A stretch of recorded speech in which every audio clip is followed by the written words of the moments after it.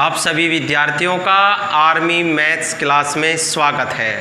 प्यारे बच्चों, आज हम आर्मी का सेट नंबर 8 लेकर चलते हैं और सेट नंबर 8 का क्वेश्चन नंबर 31 को सोल्व करते हैं। क्या दिया है, आइए देखते हैं क्वेश्चन नंबर 31 को।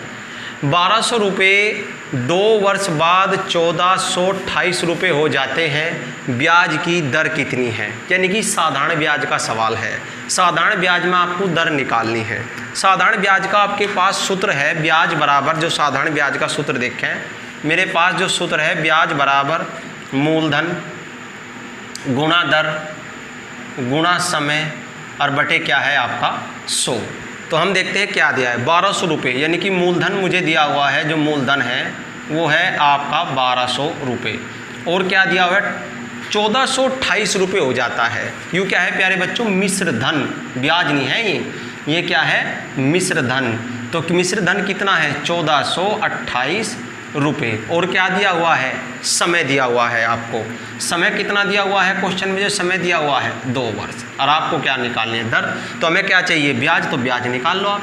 तो क्या करेंगे 1428 में से 1200 रुपये क्या कर लेंगे, घटा देंगे। यानी कि मूलधन में थे, यानी कि मिश्र धन में से मूलधन घटाते सारी क्या निकल का आ जाएगा आपका ब्याज। क्योंकि जो मिश्र धन होता है ना, मिश्र धन क्या होता है, मूलधन प्लस ब्याज, दोनों एक साथ जुड़े हुए होते हैं, मूलधन प्लस ब्याज। तो घटाओगे आपका 8, 2 ये बच गया और आपका कितना बच गया 2। तो कितना हो गया 228, यानी कि ब्याज तो मेरा मान रख देंगे 200 आपका 28 मेरा ब्याज हो गया, ठीक है ना। मूलधन मेरा 1200 रुपये है, दर मेरी कितनी है वो निकालनी है, समय 2 वर्ष और बटे कितना हो जाएगा 100। कंडीशन को काट देंगे तो 100 तय 12 बार, 100 से कितनी बार कट जाएगा 12 बार। अब 12 का टेबल चलाओगे, 12 से कट जाएगा कितनी बार, 12 एकम 12 तो 10 और 12 निम्मा 108, 12 निम्मा कितना हो गया 108। फिर 2 से भाग कर देंगे, 19 बराबर 2 और 2 से डिवाइड कर देंगे 19, यानी कि 9 पॉइंट, यानी कि 9.5, 9 दूनी 18, 9.5% क्या आ जाएगी आपकी दर आ जाएगी। सिंपल, तो सवाल तो बिल्कुल ही सिंपल था, बहुत ही आसान था। आपको क्या निकालना है, ब्याज की दर निकालनी है। सूत्र है मेरे पास वही, ब्याज बराबर मूलधन गुणा दर गुणा समय बटे 100, ठीक है ना। मूलधन आपका कितना हो गया 1200, यहाँ पर रख दिया। दर आपको निकालनी है, समय आपका 2 वर्ष बटे कितना आ गया 100। तो 100 से 12 बार कट गया, 12 से 19 बार कट गया, 2 और बराबर 19 और 19 को 2 से विभाजित कर दिया, तो 2 से विभाजित कर दिया कितना आ गया आपका 9.5, ठीक है ना 9.5। अगला क्वेश्चन चलते हैं लेकर। बहुत ही आसान सवाल, सिंपल सवाल, ज़्यादा कोई टेक्निक नहीं है, बिल्कुल साधारण तरीके से चलेंगे जिससे सीखने में भी मज़ा आएगा और आपके लंबे समय तक याद भी रहेगा, ठीक है ना। चलो जी अगला क्वेश्चन देखते हैं। अगला क्वेश्चन क्या दिया हुआ है। अगले क्वेश्चन में आपको दिया हुआ है वर्गमूल निकालना है। वर्गमूल मैंने आपको बताया था कि वर्गमूल आप कहीं से निकाल लोगे, भाग विधि से। आगे आपको और भी बड़ी बड़ी डिजिट मिलेगी, यानी कि और भी बड़ी बड़ी संख्या मिलेगी जिनकी हमें वर्गमूल निकालना है। तो हम क्या निकालते हैं, 15,625 का वर्गमूल निकालते हैं। वर्गमूल भाग विधि द्वारा पहले क्या करते हैं, 2 के जोड़े बना लेते हैं, इधर 1 रह गया। अब महारणी चलाते हैं।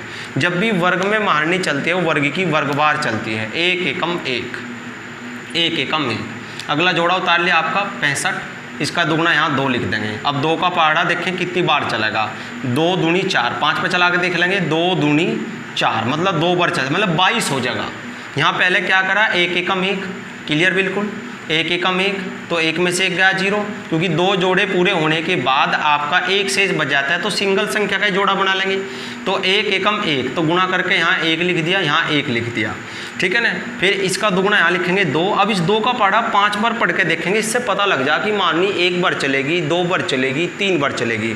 तो मैंने यहाँ क्या रख के देखा आपका 2, तो 2 रख के देखा, तो 2 दूनी 4, यानी कि ये 2 का पढ़ा 5 पे चल जाएगा, 2 दूनी 4, तो 2 दूनी 4 और 2 दूनी 4, यानी कि 22 दूनी 44 हो गया। और 2 को वहाँ भी लिख देंगे। यहाँ तो भागफल लिखते रहेंगे, यहाँ जितनी बार टेबल चलता रहेगा उसे लिखते रहेंगे।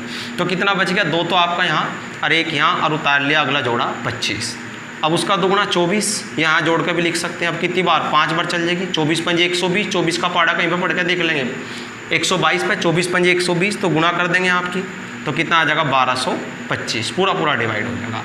तो आपका कितना आ गया 125 बार। तो किस विधि का प्रयोग करेंगे, वर्गमूल, ठीक है ना। वर्गमूल निकालने के लिए भाग विधि सबसे बेस्ट है, ये आपको आनी चाहिए, कक्षा 7-8 में भी है या, ठीक है ना। भाग विधि द्वारा वैसे गुणनखंड भी करके निकाल सकता है, किसी बच्चे को परेशानी हो कि मेरे से भाग नहीं होता तो इस प्रकार गुणनखंड भी करके निकाल सकता है, 5 से काट कर फिर 5 से फिर 5 से, ठीक है ना। फिर देख लेगा 2-2 के जोड़े बनाओगे, फिर 2 जोड़े में तो 1 जोड़ा, 2 जोड़े में तो 1 जोड़ा, ठीक है ना। फिर इस प्रकार भी वो देख सकता है, ठीक है ना। तो या वैसे तो बेस्ट है अगर आपके भाग विधि तैयार हो तो भाग विधि आपकी सिंपल है और यह है आपकी गुणनखंड विधि। तो अगर हम गुणनखंड 2 ही विधि है आपकी, 2 ही विधि है वर्गमूल निकालने की, एक तो भाग विधि एक गुणनखंड विधि आपकी।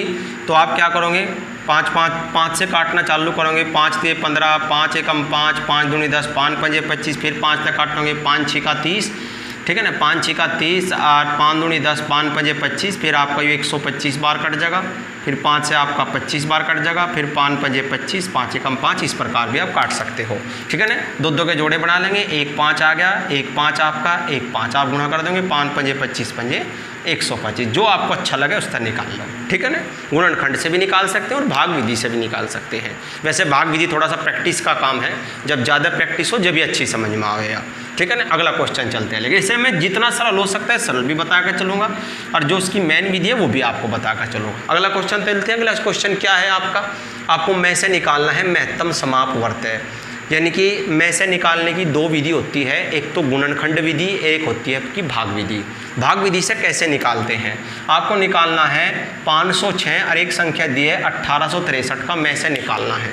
मैं कैसे निकालूंगा, भाग विधि बेस्ट रहेगी आपके लिए, भाग विधि से में से निकालना है। भाग विधि से कैसे निकालते हैं, जो बड़ी संख्या है 1863 उसे छोटी संख्या से क्या करेंगे, यानी कि 506 से क्या कर देंगे, भाग कर देंगे।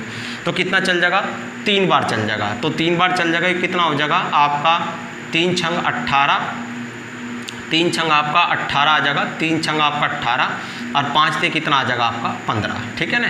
यानी कि 1518, यानी कि 506 का टेबल जो है 1863 पे 3 बार चल जाएगा। फिर इसे घटा देंगे, 13 में से 8 गए आपके 5, यहाँ कितने बच गए आपके 5 में से 1 गया 4 और यहाँ आपका 8 में से 5 गए 3। यानी कि फिर क्या करते हैं, दोबारा जो आपका शेषफल बचा और जिससे हमने भाग किया था इसे दोबारा भाग करेंगे।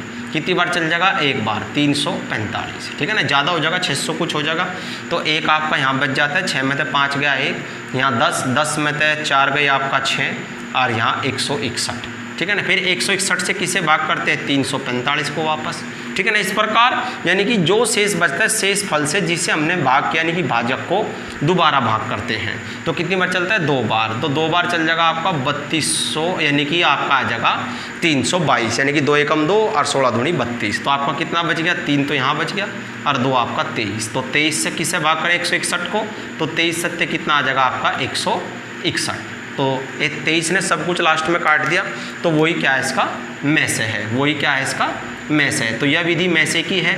में से की कौन सी विधि, आपकी भाग विधि। यदि आप एक विधि और भी गुणनखंड कर सकते हो, आप गुणनखंड विधि से कैसे, आप पहले 506 के गुणनखंड करोगे इस प्रकार, फिर आप कितना 1863 के गुणनखंड करेंगे इस प्रकार। फिर जो दोनों में कॉमन होगा, जो दोनों में कॉमन होगा, में से क्या होता है प्यारे बच्चों, में से होता है कॉमन फैक्टर, जो दोनों में कॉमन होगा वही क्या होगा, मेरा में से होगा। पहले आप इसके गुणनखंड कर लोगे, पहले आप इसे 2 से काट लोगे, इसे बोलते हैं हम कौन सी विधि, गुणनखंड विधि, या कौन सी थी आपकी भाग विधि। इस प्रकार पहले आप 2 से काटोगे, 2 से कट जाएगा यहाँ से, तो 2 से काटेंगे, 2 दूनी 4, 2 पंजे 10, 2 तिये 6, ठीक है ना। अब 2 से तो कटता नहीं, 3 से देख लेंगे, 3 से कट जाएगा क्या, 3 से देख लेंगे, 3 से कट जाएगा क्या, 3 8 24, नहीं 3 से भी नहीं कटता, 5 से भी नहीं, 7 से, फिर 23 से चल लेंगे, 23 से कट जाएगा, 23 से कम 23 और 11 से भी कट जाएगा। वैसे पहले 11 से, 11 दूनी 22 और 11 तिये 33, फिर 23 से कम 23, ठीक है ना। ये तो आपका कट गया 2 से, 11 से, 23 से। फिर से देख लेंगे, 2 से तो कटता नहीं, 3 से, 3 छंग 18, 3 दूनी 6, 3 एकम 3 हो गया। और आपका किस से, 3 से फिर देख लेंगे, 3 से कट जाएगा आपका, 3 से 3 दूनी 6 और 0, 3 से 21, ठीक है ना। फिर 3 से देख लेंगे, 3 से कट जाएगा क्या, 3 से कट जाएगा आपका 3 छंग 18, 3 नम 27, फिर 3 से कट जाएगा आपका 3 दूनी 6 और 3 तिये 9, फिर 23 से कम 23, 23 से कम 23। अब क्या देख लेंगे, कॉमन जो दोनों में है, 2 तो कॉमन नहीं है, 11 भी कॉमन है, तो कॉमन क्या है आपका 23। जो आपका कॉमन है वही क्या है, में से है। तो कौन सी दो विधि हुई आपकी में से की, एक तो आपकी भाग विधि, तो भाग विधि से ऐसे निकाल सकते हो, और दूसरी विधि क्या आपकी गुणनखंड विधि, आप इसके टुकड़े करो फिर इसके टुकड़े करो, जो दोनों में कॉमन है वही क्या आपका में से है। तो पॉइंट क्लियर होगा, और पॉइंट क्लियर होना चाहिए। जिस बच्चे के जो पॉइंट नहीं समझ में आता वो कमेंट्स बॉक्स में लिख सकता है, ठीक है ना। चलो अगला क्वेश्चन चलते हैं लेके 34 में देखते हैं क्या बात है। 34 में दिया है कार्य समय का सवाल है। मैंने आपको कार्य समय का नियम बताया था कि हम कैसे करते हैं। ए किसी काम को 10 दिन में करता है, जो ए करता है वो किसी काम को 10 दिन में करता है, और जो बे है वो किसी काम को 15 दिन में करता है। तो ए प्लस बे उसे कितने दिन में करेंगे। तो ये नहीं कि दोनों जुड़कर 25 में करेंगे, गलत हो जाएगा, क्योंकि जब दो व्यक्ति किसी कार्य को करेंगे तो समय ज़्यादा नहीं लेंगे प्यारे बच्चों, क्या लेंगे, समय कम लेंगे। मैंने करने की विधि क्या बताई थी आपको, पिछली वीडियो में भी क्वेश्चन कराया है। दोनों की गुणा ऊपर 10 गुणा 15 और दोनों का जोड़ नीचे, और आप भाग दे दो, आपका आंसर आ जाएगा। दोनों की गुणा ऊपर दोनों का जोड़ नीचे, 150 और कितना आ जाएगा आपका 25, ठीक है ना। कितना आ जाएगा 25, 25 छिक्का 150, तो आपका कितना आ जाएगा 6 दिन। तो आंसर क्या है आपका सी है, आंसर क्या है सी है। अगला क्वेश्चन चलते हैं लेके, अगला क्वेश्चन क्या है आपका, अगला क्वेश्चन चलते हैं लेके कार्य समय का सवाल है, लाभ हानि का सवाल है। लाभ हानि का आपको बेसिक पहली वीडियो में बताया था कि किस प्रकार हल करते हैं। एक आदमी ने एक घड़ी 5% की हानि से, यानी कि एक घड़ी में हानि से बेची, और वह हानि कितनी है 5% की, परसेंटेज में हानि है, और कितने की बेच दी 190 रुपये की। तो बेचना होता है विक्रय मूल्य। बेचना क्या होता है प्यारे बच्चों, विक्रय मूल्य। जिस पर हम किसी चीज़ को बेचते हैं क्या बोलते हैं, विक्रय मूल्य बोलते हैं। तो आपको निकालना है घड़ी का क्रय मूल्य क्या है, आपको क्या निकालना है, घड़ी का क्रय मूल्य क्या है, खरीदा गया मूल्य क्या है। तो जब हमें विक्रय मूल्य देकर क्रय मूल्य पूछा जाए, यानी कि दो ही मूल्य होते हैं लाभ हानि में, मैं आपको बताया भी था, लाभ हानि में दो ही मूल्य होते हैं। एक तो होता है आपका क्रय मूल्य और एक होता है आपका विक्रय मूल्य। और जो क्रय मूल्य होता है इसे बोलते हैं हम खरीदा गया मूल्य, कि जिस पर हम चीज़ को खरीदते हैं। और यू क्या है आपका बेचा गया मूल्य, जिस पर हम क्या करते हैं, चीज़ को बेचते हैं। जिस पर किसी चीज़ को बेची तो विक्रय। जब आपसे क्रय देकर विक्रय पूछा जाए या विक्रय देकर क्रय पूछा जाए, तो मैं आपको लाभ हानि का एक मोती मस्त सूत्र बताया था आपको पहली वीडियो में, कि आपको इसमें मान रखना है बस विक्रय मूल्य बराबर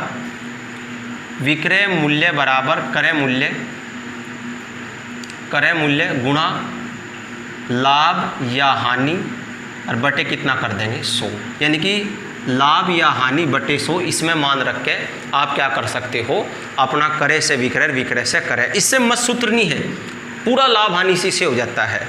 और जो लाभ है वो क्या है आपका प्रतिशत वृद्धि होती है भाई लाभ में, और हानि क्या है आपका प्रतिशत कमी। यो क्या है आपका प्रतिशत कमी। तो मान रखता हूँ मैं विक्रय मूल्य आपका 190, क्रय मुझे निकालना है, जो मान जाए है, हानि है 5% की, तो 100 में से 5 घटा देंगे, 95/100। अगर प्यारे बच्चों ये लाभ होता तो 105/100 कर देते, लेकिन यह क्या है हानि है, तो हानि है तो कितना कर देंगे 5 घटा देंगे, 95/100। अब काट देंगे 95 दूनी कितना हो गया 190, और 2 की गुणा कहीं में हो जाएगी आपकी 100 में, तो 200 रुपये आपका क्या आ जाएगा निकल के क्रय मूल्य। तो आपसे क्रय मूल्य पूछा गया था, बहुत इजी है, 200 रुपये, यानी कि विकल्प क्या हो जाएगा आपका बी हो जाएगा। क्लियर है, देख ले सभी बच्चे, नोट भी कर ले पॉइंट को। वैसे हर वीडियो में बिल्कुल जिस क्वेश्चन का जो बेसिक है वो जिस चैप्टर से निकला हुआ है बिल्कुल बेसिक से लेकर चलता हूँ आपको, ठीक है ना। ये नहीं कि बस डायरेक्ट जाकर उसके बारे में बता दिया, आप लोग देख लें, समझ लें, कोई बात ना समझ में आवे, ठीक है ना, उसे कमेंट्स बॉक्स में आप पूछ सकते हो। तो बढ़े आगे, चलो जी अब क्वेश्चन नंबर 36 चलते हैं। 36 क्या है देखते हैं, 36 में क्या दिया हुआ है। देखो कितना मस्त क्वेश्चन दिया है आपको, यह आपका क्षेत्रफल संबंधी क्वेश्चन है। क्या सिस्टम दिया पहले पढ़ लेते हैं। एक साइकिल का पहिए का व्यास 70 सेंटीमीटर है। ये आपका साइकिल का पहिया हो गया, मैं चित्र बना देता हूँ, ये साइकिल का पहिया होगा। इसका व्यास होता है यहाँ से यहाँ तक, केंद्र से यहाँ से, क्यों व्यास कितना है इसका, ये व्यास दिया हुआ है इसने अरे दिया है 70 सेंटीमीटर, सेंटीमीटर में दिया हुआ है 70 सेंटीमीटर। चलो जी, इसने कहा 720 चक्कर लगाए इसने, जैसे ऐसे घुमा पहिया साइकिल का, घूम घूम के क्या करा इसने, कितने चक्कर लगाए, चक्कर दे रखे हैं वो लिख लेते हैं, कितने चक्कर लगाए 720। तो 720 चक्कर में यह है कितनी दूरी तय करता है, दूरी बतानी, और आंसर दूरी कहीं में बतानी, मीटर में, दूरी कहीं में बतानी प्यारे बच्चों, मीटर में। चलो चलते हैं, समझते हैं किस प्रकार हम दूरी निकालते हैं। पहले तो देखो, जब भी पहिया सड़क पे चलता है, जैसे आपने साइकिल का पहिया, बाइक का पहिया, ट्रक का पहिया, बस का पहिया, जो कैसा है, वर्ताकार है, तो वो एक चक्कर में कितनी दूरी चलता है। जैसे ये आपका पहिया हो गया, ये मैंने आपका सड़क पर निशान लगा दिया और आपने इस प्रकार पहिया चलाए, घूम कर पूरा इसने एक चक्कर पूरा करा, तो एक चक्कर में कितनी दूरी चलता है, जितना पहिए का परिमाप है, क्योंकि पहिया क्या है, वर्ताकार, जितना वर्त का परिमाप है। और वर्त का परिमाप क्या होगा आपका प्यारे बच्चों, वर्त का जो परिमाप होगा आपका वो होगा 2πr। वर्त का परिमाप क्या है आपका 2πr। परिमाप क्या है, देखो ये चली गई दूरी, ये चली गई दूरी, तो हम देख कैसे चूंकि जमा होंगे, बजा एक चक्कर में चली गई दूरी बराबर पर एक चक्कर में कितनी दूरी चलता है, जितना वर्त का परिमाप है, यानी कि 2πr। तो 720 चक्कर में चली गई दूरी, तो 2πr गुणा 720। लेकिन दूरी कहीं में होगी, सेंटीमीटर में। सेंटीमीटर में क्यों होगी, क्योंकि आपकी त्रिज्या कहीं में है, यानी कि व्यास आपका 70 है, पहले आप त्रिज्या निकाल लो r, तो r बराबर हो जाएगा 70/2, यानी कि 35 सेंटीमीटर। पहले क्योंकि वही व्यास दिया है, व्यास है यहाँ से यहाँ तक, ये पूरा व्यास है, तो त्रिज्या कहाँ से, यहाँ से यहाँ तक, या इसकी आधी, व्यास की आधी त्रिज्या होती है। जैसे साइकिल में तैड़ी होती है ना, तैड़ी, ये क्या होती है आपकी, ये त्रिज्याएँ होती है, क्या है आपकी त्रिज्याएँ होती है, क्योंकि केंद्र से जुड़ी रहती हैं ये, और कहाँ तक, रिम तक जाएगा, ठीक है ना। तो आपकी त्रिज्या r बराबर 35 सेंटीमीटर, तो मान रख दो आप लोग। फिर उसे मीटर में बदलने के लिए क्या करेंगे, जैसे सेंटीमीटर में आओगा आपका और आपको उसे मीटर में कन्वर्ट करना है तो बटे 100 कर देंगे। लेकिन पहले इस कैलकुलेशन को काट लें, आप देख लें 2π की वैल्यू क्या है क्षेत्रफल में, 22/7, r आपका 35 है और गुणा कितना है 720, आप 7 पंजे 35 और 5 दूनी कितना 10, 10 गुणा 22 और गुणा 720। अब सेंटीमीटर में है तो 100 से भाग कर देंगे, और 100 से क्यों करेंगे भाग, मीटर में कन्वर्ट करने के लिए। तो कैलकुलेशन काट का आप निकाल सकते हो कि 720 चक्कर में वो कितने मीटर गया है। तो 2 जीरो आप कट कर दो यहाँ से, तो 22 की गुणा कहीं में करेंगे आपका 72 में, 72 की गुणा 22 में कर लो, 72 की करते हैं, 72 दूनी 144, हासिल लगे 14 और 72 दूनी वापस 144, तो कितना हो गया 8 5 ये, यानी कि आपका 1584 मीटर। आप ऑप्शन चेक कर सकते हो, 1584 आंसर क्लियर है क्या, तो 1584 मीटर क्या चलेगा, 720 चक्कर में दूरी तय करेगा, और कहीं में करेगा मीटर में, और ये कहीं में था आपका, ये आपका सेंटीमीटर में था। तो मीटर में बदलने के लिए क्या करेंगे, 100 से भाग कर देंगे, 100 से क्या कर देंगे भाग। अगला क्वेश्चन चलेंगे लेके, एक चक्कर में कितनी दूरी चलता है पहिया, एक चक्कर में जब भी पहिया चलता है अपने परिमाप के परित है, और परिमाप क्या है उसका 2πr, ठीक है ना, क्योंकि पहिया कैसा होता है वर्ताकार। अगला क्वेश्चन चलते हैं, अगला क्वेश्चन देखते क्या दिया हुआ है। अगले क्वेश्चन में 5 मीटर लंबे, 4 मीटर चौड़े और 3 मीटर ऊंचे कमरे में बड़े से बड़ा कितना लंबा बांस रखा जा सकता है। तो आपका क्वेश्चन हो गया घनाभ का, घनाभ एक पॉइंट है आपका आयतन में, और कमरे में क्या रखना है, बांस रखना है। तो कमरे में आप भी सोच के बताओ, तो सबसे बड़ा, जैसे कोई कमरा है आपके घर में ही कोई कमरा है, उसमें मुझे सबसे बड़ी लंबाई की छड़ रखनी, तो आप कैसे रखोगे, कोने से कोना तिरछा मिलाकर रखोगे। जैसे मैं ये आपका घनाभकार कोई कमरा हो गया, ये हो गया इस टाइप से, घनाभकार जिसे कहते हैं जिसकी लंबाई अलग चौड़ाई अलग, इस टाइप से हो गया, ये आपका घनाभकार कमरा हो गया। ये इसकी लंबाई है यहाँ से यहाँ तक, ये इसकी चौड़ाई है यहाँ से यहाँ तक, और ये क्या है इसकी ऊंचाई है, और इसमें मुझे बांस रखना है सबसे अधिक लंबाई का। तो आप कैसे रखोगे सबसे बड़ा लंबाई का, ऐसे इस प्रकार। एक इसी पे ही क्वेश्चन एक और आता है कि आपका एक डब्बा है जो आप कक्षा 4 5 6 में यूज करते थे, पेंसिल रखने का डब्बा है, उसमें पूछा जाता है कि सबसे अधिक लंबाई की पेंसिल आप जो रख सकते हो किस प्रकार रख सकते हो, तो कोने से कोना मिलाकर रख सकते हो। उस पेंसिल की आपसे क्या पूछी जाती है, लंबाई, और यहाँ हम उसे क्या बोलते हैं, विकर्ण। हम क्या बोलते हैं इसे, विकर्ण।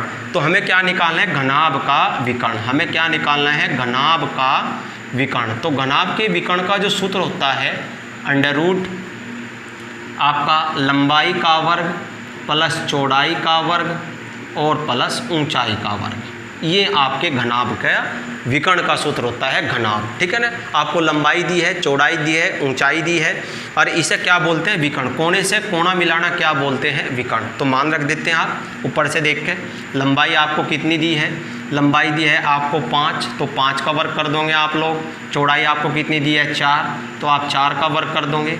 और ऊंचाई कितनी दी है आपको, 3, यानी कि आप 3 का वर्ग कर दोगे। तो 25, 16, 9, ये हो जाएगा आपका 25, ये आपका 16, ये आपका 9। आप टोटल को जोड़ करोगे तो कितना हो जाएगा, 50 मीटर। आपका उत्तर 50 मीटर था, लेकिन 50 ऑप्शन में नहीं दिया।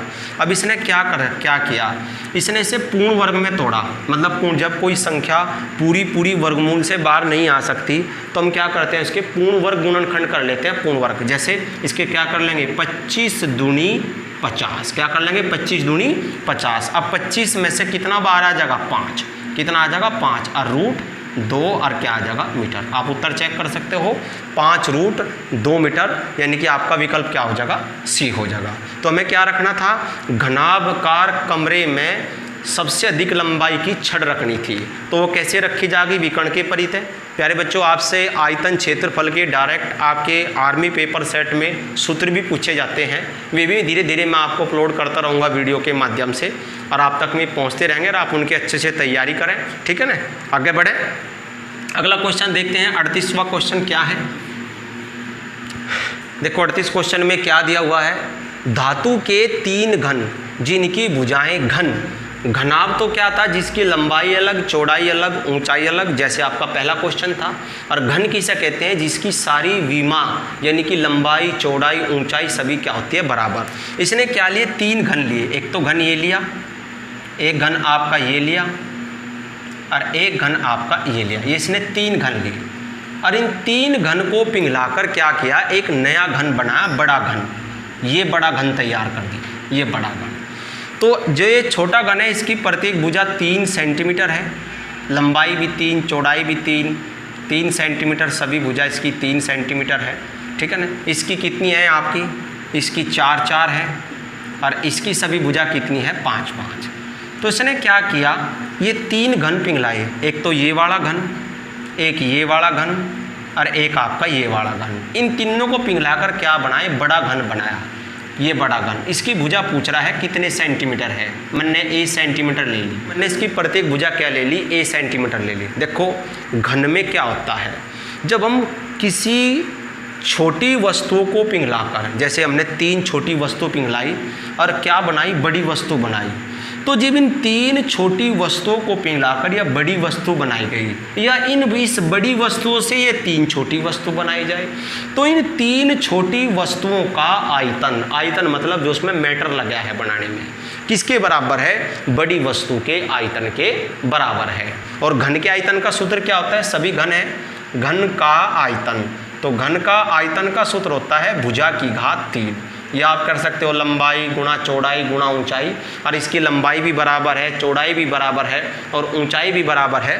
तो क्या हो जाएगा, भुजा की घात कितना हो जाएगा, 3। कितना हो जाएगा, भुजा की घात कितना हो जाएगा, 3। ठीक है ना। तो ये क्या आपका घन का आयतन का फॉर्मूला है। तो हम क्या लिखेंगे, तीनों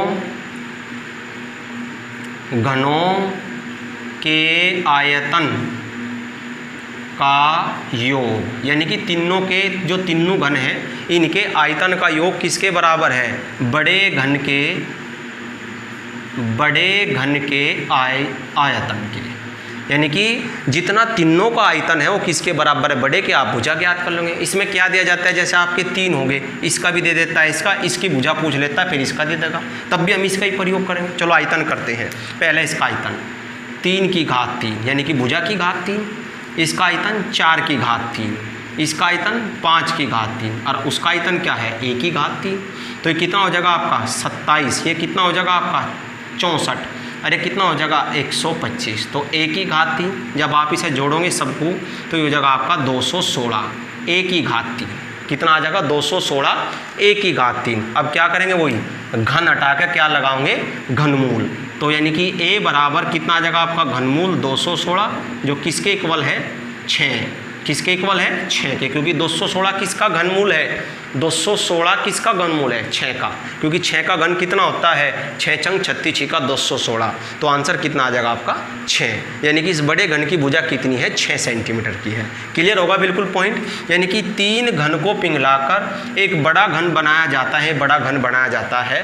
तो तीनों घनों के आयतन का जोड़ बराबर है, तीनों घनों के आयतन का जोड़ बराबर है बड़े घन के आयतन के। और घन के आयतन का फॉर्मूला क्या है, भुजा की घात 3, भुजा की घात 3। या आप लंबाई गुना चौड़ाई भी कर सकते हो, लंबाई भी 3 है, चौड़ाई भी 3 है, ऊंचाई भी 3 है, 3 3 9 30 27, इस प्रकार बात तो वही है, या 3 का घन कर लो, ठीक है ना। चलो जी अगला क्वेश्चन देखते हैं क्या बात है अगले क्वेश्चन में, साफ कर दूं, क्लियर होगा बिल्कुल पॉइंट। अगला क्वेश्चन देखते हैं, अगले क्वेश्चन में क्या वर्क दिया है आपको, कैसा क्वेश्चन है, किस प्रकार है। गुणनखंड करने हैं आपको, ये आपका एक बीजगणित का सूत्र है वर्गांतर, वर्गांतर उससे संबंधित क्वेश्चन है, इसे बोलते हैं हम वर्गांतर। ये सूत्र है a की पावर 2 माइनस b की पावर 2, a की पावर 2 माइनस b की, इसे बोलते हैं वर्ग, मतलब वर्ग लगे हुए और अंतर बीच में कहीं का निशान है अंतर का, तो इसे बोलते हैं वर्गांतर। इसका नियम क्या होता है, इसे जब सूत्र को खोलते हैं एक बार इधर जोड़ देते हैं और एक बार क्या कर देते हैं माइनस कर देते हैं, a plus B a minus, ये कहीं का सूत्र है आपका वर्गांतर का, तो उससे संबंधित आपको क्वेश्चन दिया है। तो वर्गांतर का सूत्र खोलना है और उसके क्या करने हैं, गुणनखंड आपके हो जाएंगे। तो वर्गांतर कैसे करेंगे, क्या दिया हुआ है 4x की 2 और 9 दिया हुआ है, कितना दिया है 4x की 2 9। तो सबसे पहले हम क्या करेंगे, इसे वर्गांतर में कन्वर्ट करेंगे। वर्गांतर कैसा, आप लोग सारे बस ध्यान से देखें, यू क्या है 2x, इसे क्या 4 किसका वर्ग है, 4 किसका वर्गमूल है 2 का, तो 2x का वर्ग, इसे क्या लिख सकते हैं 2x का वर्ग एक साथ इकट्ठा, इसे क्या लिख सकते हैं 3 का वर्ग, क्योंकि सबसे पहले सूत्र तो तब लगाओगे जब इसे कहीं में लेकर आओगे वर्गांतर की फॉर्म में लेकर आओगे। अब ये किस फॉर्म में हो गया, a square minus B square, इस फॉर्म में हो गया, ये आपका a है ये आपका b है। तो आप क्या कर दोगे, एक बार जोड़ दो, तो जब जोड़ोगे 2x प्लस 3 और एक बार घटा देंगे तब कितना हो जाएगा 2x माइनस 3, हो गया आपके गुणनखंड। बस बहुत ही सिंपली क्वेश्चन था। तो 2x प्लस 3 और 2x माइनस 3 आपको कहीं विकल्प में दिया ही है, 2x प्लस 3 2x माइनस 3 आप देख सकते हो, 2x प्लस 3 2x माइनस 3, तो आपका क्या हो गया बी विकल्प हो गया। तो कौन सा हो गया, बी विकल्प हो गया। कौन सा सूत्र से संबंधित है, वर्गांतर के, बीजगणित का वर्गांतर का एक सूत्र है, ठीक है ना, उससे संबंधित है। अगला क्वेश्चन चलते हैं लेके, देखते हैं क्या है 40वां क्वेश्चन किस प्रकार दिया हुआ है। आपको एक कैलकुलेशन हल करनी है और उसमें हल करके आपको क्या निकालनी है, x की वैल्यू निकालनी है। बहुत ही सिंपल कैलकुलेशन है। आपको क्या दिया है 5x प्लस 4 और क्या दिया है 3x प्लस 8। अब क्या करोगे, x एक तरफ, संख्या एक तरफ, आप इधर लेकर आओगे, ये माइनस का हो जाएगा, इधर जाकर ये माइनस का हो जाएगा, चिन्ह बदल देंगे, तो हो जाएगा 5x माइनस 3x, ये कितना हो जाएगा 8 माइनस 4, तो कितना बच गया आपका 2x, इधर कितना बच गया आपका 4, 2 से आप भाग कर दोगे तो x बराबर 4 भाग 2, यानी कि 2 दूनी 4, आंसर आपका कितना आ गया 2, यानी कि बी विकल्प। एक छोटा सा क्वेश्चन था, ठीक है ना, जिसमें हमके किसकी वैल्यू निकालनी थी, x की वैल्यू हमें ज्ञात करनी थी। अब चलते हैं 41वां क्वेश्चन, देखते हैं क्या मज़ेदार बात दी है 41वें क्वेश्चन में। लो जी, फिर साधारण ब्याज का दोबारा से सवाल आ गया आपका। कौन सी राशि मतलब मूलधन ज्ञात करना है जो 8% साधारण ब्याज की दर से, आपकी बार आपको दर दी है 8%, 2 वर्षों में 174 रुपये हो जाएगी। जो 174 रुपये होना है, यू क्या है 174 रुपये, यू आपका मिश्र धन है। देखो मिश्र धन का सूत्र क्या है, अब आपकी बार मिश्र धन दिया हुआ है भाई आपको। मिश्र धन का जो सूत्र होता है वो होता है आपका मूलधन और आपका क्या होता है ब्याज, मूलधन प्लस ब्याज, यानी कि जो मिश्र धन का सूत्र है आपका वो है मूलधन प्लस क्या है आपका ब्याज। यानी कि मिश्र धन, यदि हम देखें सूत्र को और थोड़ा सा खोल लें, क्योंकि अब की बार मुझे मिश्र धन दिया हुआ है, मूलधन और ब्याज किस प्रकार निकालते हो आप, मूलधन गुणा दर गुणा समय और बटे 100। बस हमने अपना अलग से एक मेथड बना लिया, इसमें मान रख देंगे, आपके आंसर आ जाएंगे। भाई ब्याज ऐसे ही तो निकालते हैं, अभी आपको बता साधारण ब्याज में ब्याज कैसे निकालते हैं, मूलधन गुणा दर गुणा समय बटे 100, ठीक है ना। चलो जी मानदंडना चालू करो। मिश्र धन दिया हुआ है आपको 174, मूलधन आपको P ले लेते हैं, वो निकालना है। यहाँ भी मूलधन P रख लेते हैं। दर आपकी कितनी होगी 8, समय कितना हो गया 2 और बटे कितना होगा 100। आप काट पीट कर सकते हो, 4 से कट जाएगा ये ऊपर नीचे, 4 दूनी 8 और 4 से कितनी बार कट जाएगा आपका 25 बार, क्योंकि 25 चौका 100, तो 2 दूनी 4P यानी कि 174 बराबर यहाँ आपका P जो का तो ये हो जाएगा आपका 4P और कितना हो जाएगा बटे 29। अब आप जोड़ के काट दो, उत्तर आ गया आपका। बहुत ही सिंपल सवाल। 174 कैसे जोड़ोगे बटे 1 करके, 25P में 4 जोड़ देंगे, 29P बटे कितना आ जाएगा 25, 29P बटे कितना आ जाएगा 25। आप लघुत्तम लेकर जोड़ेंगे बटे 1 करके, यहाँ कितना आ जाएगा 25P, यहाँ कितना है 4P और 25 से कम 25, ठीक है ना। आप लघुत्तम जो भी आपका है, वैसे डायरेक्ट लिख लेते हैं, इतने बड़ी नहीं, इसमें गुणा करो और ये जोड़ दो उत्तर। यदि बटे कुछ होता तो देखते, जब बटे नहीं है, जब आपकी सिंपल भिन्न होती है ना, जैसे 2 + 4 बटे 5 आपको ये जोड़ना है, तो सिंपल बिल्कुल एकदम 5 दूनी 10, 5 दूनी 10 और 4 कितने हो गए 14 बटे 5, सिंपल डायरेक्ट जोड़ देते हैं, ठीक है ना। इसमें लघुत्तम में इतनी टेंशन नहीं ले करते, तो काट देते हैं। तो कितनी बार कटेगा आपका 29 से, तो 29 से कट जाएगा ये कितनी बार 6 बार, 29 से कितनी बार डिवाइड हो जाएगा 6 बार, क्योंकि 29 छिक्का 174, 29 छिक्का 174 और 25 की गुणा कहीं में कर देंगे 6 में, तो 25 छिक्का कितना आ जाएगा 150, तो आपका मूलधन हो जाएगा 150 रुपये। देखो कैलकुलेशन में एक और चीज़ आपकी मस्त होनी चाहिए, टेबल, क्योंकि जितने टेबल होंगे इतनी ज़बरदस्त आपकी कैलकुलेशन कट जाएगी। अगला चलते हैं। जिस बच्चे के टेबल कमज़ोर होंगे वो सोचता रहेगा कि 29 से कैसे काटो, अब 29 तो किसी से कटता भी नहीं। 29 तो अगर यहाँ 28, 27, 25 कुछ होता उसे सोचते 3 तक कटे, 5 तक कटे, 4 से कटे, लेकिन 29 तो किसी से कटना ही नहीं। क्यों नहीं कटना? क्योंकि 29 एक अभाज्य संख्या है। कैसी संख्या है प्यारे बच्चों? अभाज्य संख्या है। अगला क्वेश्चन चलते हैं लेकर, बहुत ही मस्त क्वेश्चन था, ब्याज का आपका मिश्र धन आपको दिया हुआ था। देखो कैसा क्वेश्चन, ज्यामिति का एक क्वेश्चन आ हुआ है। आज आपके 8वें सेट में पहला क्वेश्चन आपको ज्यामिति का मिला है। इसमें एक प्रमेय यूज हुई है, पहले देखते हैं कैसा क्वेश्चन है। चित्र आपको वहाँ तो बना हुआ मिलेगा, यहाँ मैं आपको बना के दिखाऊंगा कैसे आपसे पूछा गया है। ABC एक वर्त जिसका केंद्र O है, मतलब एक आपका वर्त है, ये वाला आपका वर्त हो गया, और वर्त का ये आपका केंद्र होगा। ये केंद्र कितना है आपका O, लिख दिया मैंने, वर्त का केंद्र कितना हो गया O। भुजा BC यानी कि जो BC भुजा में केंद्र O पर स्थित है, यानी कि जो O केंद्र है वो BC भुजा पे क्या है स्थित है। तो BC भुजा बना लेते हैं कैसे, A ऐसे केंद्र पे स्थित है, यानी कि BC, यानी कि ये कहूँ ना आप सीधी बात बिल्कुल, जो आपका BC भुजा है वो आपका केंद्र में को होके जा रखी है, यानी कि जो व्यास है वही क्या है BC भुजा है।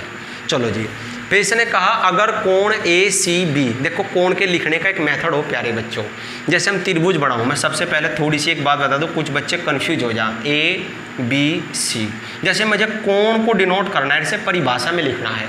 वैसे तो कोणे हो गया, आप डायरेक्ट इसे कोणे भी लिख सकते हो, लेकिन अगर इसे लिखना है तो इसे कैसे लिखेंगे? देखो इसे बीच में लेना है, BAC, आप इस प्रकार भी लिख सकते हो, कोण BAC, यानी कि जिसका नाम है वो बीच में आना चाहिए, ठीक है ना। या आप CAB भी लिख सकते हो जब भी बात एक ही है। तो इसमें क्या दिया हुआ है आपको, ACB, यानी कि कोण A कहीं है, A बिंदु आप यहाँ ले लो, AC यानी कि ये, और क्या है आपका B, तो ये कोण कितना दिया है आपको 30 डिग्री, ठीक है ना। और आप इसे यहाँ मिला दे, त्रिभुज का निर्माण कर दो। आपसे पूछा क्या है, कोण A की वैल्यू और कोण B की वैल्यू पूछिए, कोण B की भी पूछिए, A की भी पूछिए, दोनों ही दिए हुए हैं। देखो कैसे निकालते हैं। इसमें एक प्रमेय सबसे पहले तो क्या बन गया हम देख लेते हैं ध्यान से। वर्त के केंद्र पर एक त्रिभुज का निर्माण हो गया, वर्त के केंद्र पर एक त्रिभुज का निर्माण हो गया। यहाँ पे एक प्रमेय यूज होती है, उस प्रमेय का नाम है अर्धवर्त। कई बार पूछा भी जाता है डायरेक्टली पेपर, अर्धवर्त, आधा वर्त। अर्धवर्त में बना कोण समकोण होता है, समकोण होता है। आप इसे नोट कर लोगे और याद कर लोगे कि अर्धवर्त, अगर आधा वर्त हो, ए इस प्रकार, आधा वर्त कैसे होगा, ए इस प्रकार, अर्धवर्त में जो कोण बनता है इस प्रकार एक परिधि पर, ठीक है ना, ये वाला कोण, जैसे आप ए बी सी कुछ भी नाम रखो, तो ये कोण कितना होगा, हमेशा क्या होता है, समकोण, ठीक है ना। आप इसे यहाँ भी बना सकते हो, ये भी आपका समकोण होगा, ये भी आपका, बस व्यास आधार होना चाहिए, ठीक है ना। तो अर्धवर्त में नीचे भी बन सकता है, आप आधावर्त नीचे बना के इस प्रकार इसे बना के आधेवर्त में इस प्रकार अगर यहाँ भी बनाना चाहो तो कितना हो जाएगा 90। तो अर्धवर्त में बना कोण कितना होता है, समकोण। तो आपका ये क्या बन गया, अर्धवर्त। अगर नीचे को साफ कर दें आपका ये लो, ये क्या बन गया आपका अर्धवर्त। तो अर्धवर्त में ये कोण कितना हो जाएगा आपका 90 डिग्री का, ये कोण है तो आपका 90 का हो गया। अब ये त्रिभुज है, देखो ज्यामिति में यही तो फैक्ट होते हैं, एक दूसरे का संबंध होता है, आपका अर्धवर्त भी है और आपका त्रिभुज भी है। त्रिभुज के तीनों कोणों का जोड़ तो 180 होता है, ठीक है ना। तो त्रिभुज के तीनों कोणों का जोड़ 180 होता है, 90 और 30 120, तो ये कितने का हो जाएगा 60 का। तो तीनों जोड़ करके तो बी का मान निकाल लेंगे, ए का मान, सी का मान इसने दिया हुआ है और ए का मान किससे निकल का, परमे से। परमे क्या है, अर्धवर्त में बना कोण क्या होता है, समकोण होता है। तो अगर आपसे कोण ए की वैल्यू पूछता है तो कोण ए तो 90 डिग्री है और कोण बी की वैल्यू पूछता है तो कितनी है आपकी 60 डिग्री। आप देख सकते हो किस विकल्प में कोण ए 90 डिग्री और कोण बी कितना दिया हुआ है 60 डिग्री। तो विकल्प आपका सी हो गया। विकल्प सी में आपको क्या दिया हुआ है, कोण ए 90 डिग्री और कोण बी कितना दिया है आपको 60 डिग्री। क्लियर है बिल्कुल एकदम से। थोड़ा सा परमे का फैक्ट है क्योंकि परमे भी इसमें लगती रहती है, डायरेक्ट भी पूछा जाता है अर्धवर्त में कैसा कोण होता है। तो अर्धवर्त में कैसा कोण होता है, अर्धवर्त में बना कोण क्या होता है, समकोण होता है। तो ये कोण 90 का हो जाएगा, यहाँ आपको 30 है। आपको चित्र बना हुआ मिलेगा, ठीक है ना, आपकी बुक्स वगैरह में भी बना हुआ चित्र दे रखा है, ठीक है ना। यहाँ तो मैं आपको बना के दिखाया है थोड़ा सा और फिर आपको कोण ज्ञात करके दिखाए हैं। अगला क्वेश्चन चलते हैं 43, देखते हैं क्या है क्वेश्चन। 43 क्वेश्चन में क्या बात है, चलते हैं क्वेश्चन को लेकर। आपका प्रतिशत का सवाल दिया हुआ है, प्रतिशत का। देखो प्रतिशत में सबसे पहले मैं आपको एक बात बता कर चलता हूँ, बहुत ही मज़ेदार बात। प्रतिशत में देखो मैं एक उदाहरण लेकर चलता हूँ, आप थोड़ा ध्यान से समझिए। प्रतिशत का एक बहुत ही अहम पॉइंट है। प्रतिशत में जब भी हमें कुल मान निकालना होता है तो हम कैसे निकालते हैं। देखो एक व्यक्ति के पास कुल फल है, कुल फल, या टोकरी ले लो, एक टोकरी है, ये ले लो आप, इस प्रकार उदाहरण बनाओ, उससे थोड़ा सा अच्छा समझ में होगा। ये टोकरी है, इस टोकरी में क्या है, ये फल है। तो इसमें दो तरह के फल हैं, दो तरह के, एक तो हैं अच्छे और एक है खराब। इसने दिए कि अच्छे फल 80% है। क्या दिए, अच्छे फल क्या है, 80% है, ठीक है ना। और जो खराब फल आपके दिए वे आपके 120 है, कि जो 120 फल हैं वे क्या हैं, खराब है। ये आपका प्रतिशत में दिया, ये आपका डायरेक्ट मान दिया, ठीक है ना। इसका तो अच्छे फल का तो क्या मान दिया, प्रतिशत में, ये आपको डायरेक्ट दिया। तो आपसे पूछ रहा है टोकरी में कुल फल कितने हैं, जो आपको क्या निकालना है, टोकरी में कुल फल कितने हैं, कितने फल हैं टोकरी में। तो जब भी हमें प्रतिशत में कुल मान निकालना होता है, प्रतिशत में कहीं भी आपको कुल मान निकालना होता है, तो क्या करते हैं, देखो क्या करते हैं, ध्यान से देखेंगे।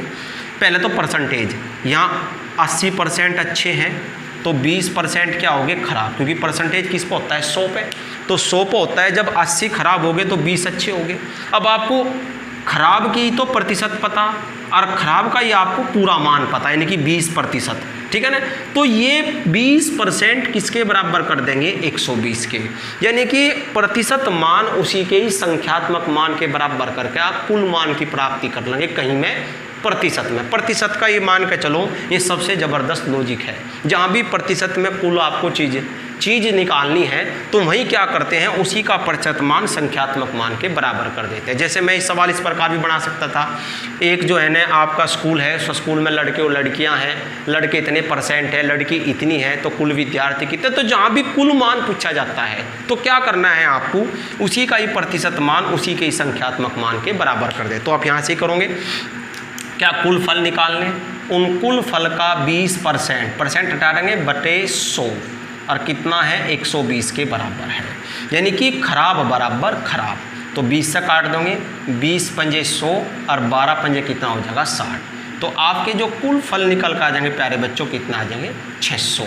ये प्रतिशत का सबसे अहम बिंदु है कि जहाँ भी प्रतिशत में कुल मान निकालना है हम इस प्रकार निकाल लेंगे। तो आपका ये सवाल भी इसी प्रकार है, क्लियर समझ में आ होगा, ठीक है ना। उदाहरण के पहले आपको उदाहरण समझा कि कैसे हम कुल मान निकालते हैं। अगर अच्छे की संख्या तो अच्छे बराबर अच्छे, यदि खराब तो खराब बराबर खराब, यानी कि जो भी आपको चीज़ दिया है उसकी प्रतिशत उसी के बराबर कर दो तो कुल मान आपका प्राप्त हो जाएगा। जैसे आपको यहाँ दिया हुआ है, एक चुनाव में एक उम्मीदवार 40% वोट प्राप्त करता है, तो 40% वो वोट प्राप्त करता है और अपने प्रतिद्वंदी से 298 वोटों से हार जाता है। इसका मतलब वो हारने वाला है।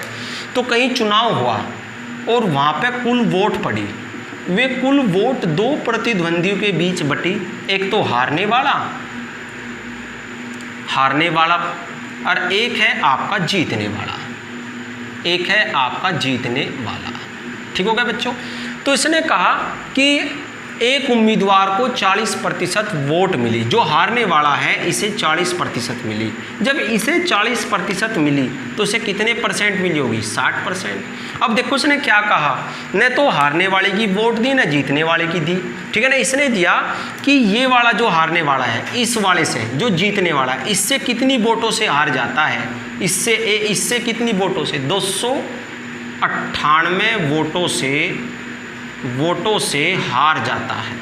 यानी कि आप एक बात देखो, यानी कि इसने कहा ना कि 298 वोटों से हार जाता है, यानी कि इनके बीच जो हार जीत का अंतर हो रखा है वो 298 वोट का हो रखा है। यदि 298 वोट इसे मिल जाए तो ये जीत जाएगा और उसे मिल रही है वो जीत रहा, यानी कि ये क्या है? वोटों का अंतर। यानी कि 298 क्या है? 298 है वोटों का अंतर, वोटों का अंतर। इतनी वोट का अंतर है, इतनी वोट से क्या हुआ है? वो हारा है और वो जीता है, ठीक है ना। यानी कि अगर वोटों में तो देखें 298 का अंतर है, अगर प्रतिशत में देखें, अगर हम प्रतिशत का अंतर देखें तो प्रतिशत में कितना है? 20%। भाई इसके पास 40 है, इसके पास 60 है, तो यू 20% से हार जाता है, यू 20% से जीत जाता है। या कहो कि इन दोनों के बीच कितने परसेंटेज का अंतर है? 20%। तो 20% किसके इक्वल हो जाएगी? अगर कुल वोट निकाली 298 के, बस आपकी कुल वोट निकल कर आ जाएगी।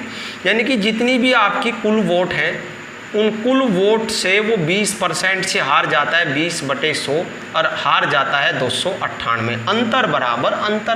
क्लियर है भाई? 298 का अंतर है और यहाँ अंतर कितने का है? 20% का। आपको मैंने पहले जो एक उदाहरण दिया था उसमें बताया था कि जब भी प्रतिशत में कुल मान निकालना हो तो हम कैसे निकालते हैं।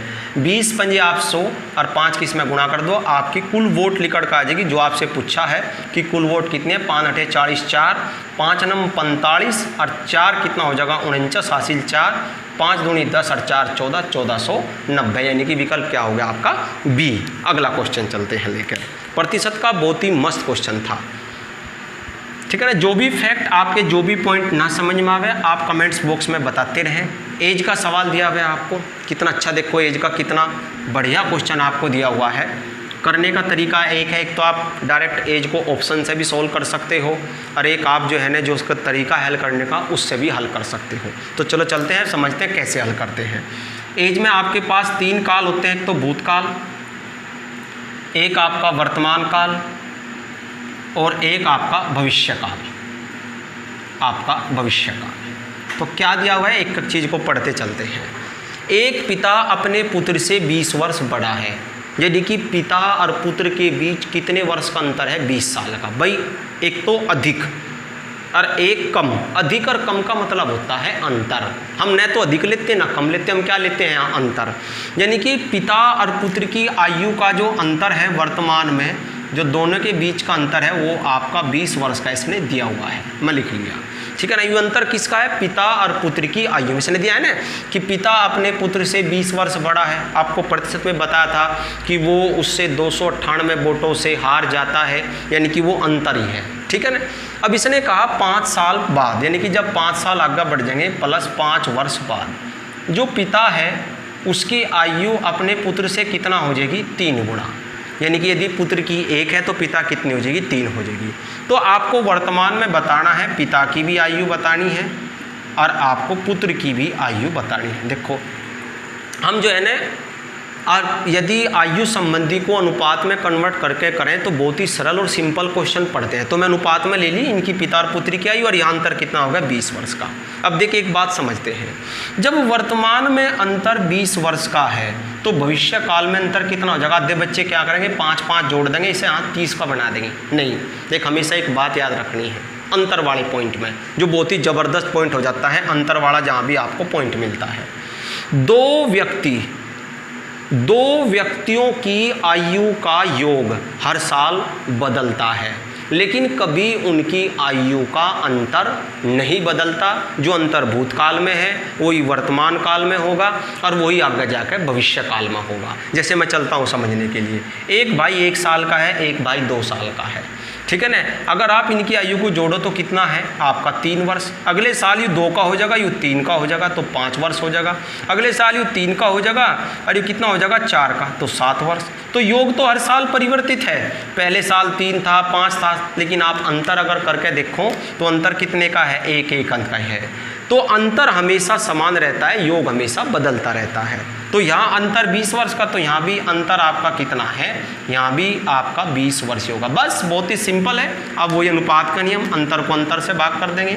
अंतर कितने का है आपका 2 का, 2 से कितनी बार डिवाइड होगा 10 बार, 10 की गुणा इसमें कर देंगे। तो जब 10 की गुणा इसमें करेंगे, में से की अनुपात में करेंगे तो अनुपातिक संख्या पूरा मान बन जाएगी।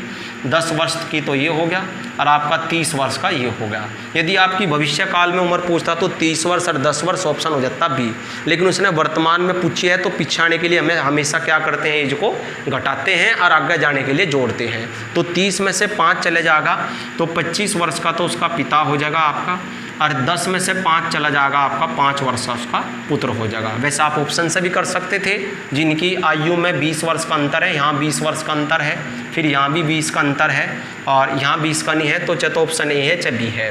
फिर आप क्या करते हैं 5-5 जोड़ कर आगे जाते हैं और देखते हैं तिगुना हो रखा है। तो जब हम क्या कर देंगे इसमें 25 में 5 जोड़ देंगे तो 30 हो जाएगा और यूँ कितना हो जाएगा 10, 10 दिए 30। इस प्रकार विकल्प भी कर सकते थे, लेकिन मैंने आपको क्लियर भी बताया क्लियर कैसे करते हैं, ठीक है ना। अब देखते हैं इस वीडियो का, मैथ्स की जो वीडियो चली हुई है आपकी, इस वीडियो का आखिरी क्वेश्चन नंबर 45 साफ कर दो प्यारे बच्चों, ठीक है ना। आगे बढ़ते हैं। लास्ट क्वेश्चन क्या है आपका, वर्गमूल का क्वेश्चन दिया हुआ है। वर्गमूल का क्वेश्चन क्या दिया, वर्गमूल का चिन्ह 12 प्लस यहाँ आपको वर्गमूल का चिन्ह 11 और 25। देखो इसके हल करने का एक मेथड होता है, किस प्रकार इसे हल करते हैं। पहले वर्गमूल के अंदर वर्गमूल अंदर से चलते हल करते हुए, अंदर से कैसे चलते हैं, पहले इसे हल करेंगे। ये तो 12 हो गया आपका, ये आपका 11 और ये कितना हो जाएगा आपका 5। क्लियर हो गया भाई, 25 किसका वर्गमूल है 5 का। अब आप इसे जोड़ दोगे तो जोड़ के अगर आप इसे जोड़ोगे तो जोड़ के क्या बैठेगा 12 तो आपका ये प्लस ये वर्गमूल के अंदर कितना हो जाता है 11 और 5 कितना हो जाता है 16, ये आपका 16 हो गया। फिर आप इसे अब इसे हल करोगे आप 12, ये किसका हो जाएगा आपका 4 का, फिर जोड़ दोगे आप कितना हो गया 16 और 16 कहीं का है 4 का। बहुत ईजी, यानी कि अंदर से हल करते चलते हैं, ठीक है ना। पहले 25 हल करा, फिर जोड़ दिया आपका 16, फिर उसे हल करा 4, फिर 12 में जोड़ दिया 16, फिर 4। तो ऑप्शन आपका क्या है बी है। अब प्यारे बच्चों अगली क्लास में फिर चलेंगे आपका सेट नंबर 9 का मैथ लेकर, तब तक के लिए धन्यवाद।